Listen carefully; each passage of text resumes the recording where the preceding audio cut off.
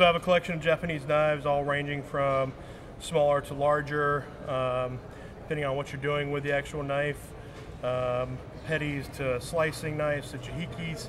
When I get a package from Japan, when I open the package and see my knife, I get goosebumps.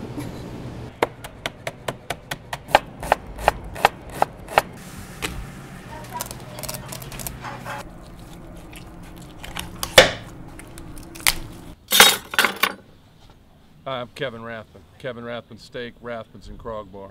I'm here to talk about knives, and I'm here to talk about knife safety. I'm here to talk about all kinds of different knives and how you can use knives and what kind of knives are out there that you should be buying. We have our knives as the topic of our discussion. Well, your past is TSA security, and we are on the International/Concourse E at Hartsfield-Jackson Airport. And since I have to chain my knives down so nobody can reenact September 11th, I have to drill a hole in them. So that's why I chose a Dexter Russell. Stainless steel knife. This is a Chroma. This is made by Porsche. High design, looks really cool. Gonna make all your people, think like, wow, where'd you get that knife? I get knife inspected. I'd say once a month. They come out and inspect my knife, just like a health inspection.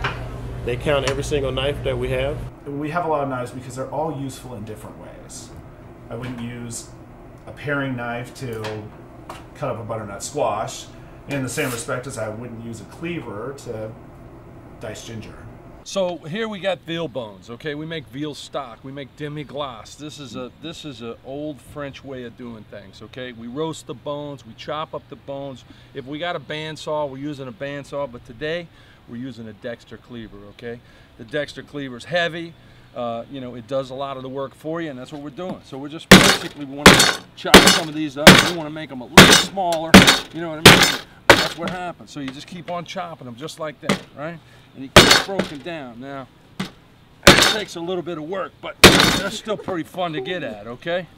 All right, you just keep chopping, you gotta have it, you gotta make them small so they're really robust and lots of flavor, and that's how you do it. Ow! You're right? You're right? Yeah, I'll be all right. We'll just keep chopping these bones, though. For me, there's something really just gross about getting cut. It feels awful. It bleeds typically a lot. As a chef, you're typically going to cut somewhere from the wrist forward.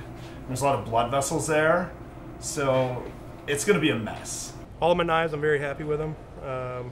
I've worked hard in my career to get where I'm at to afford these knives, and they're my tools.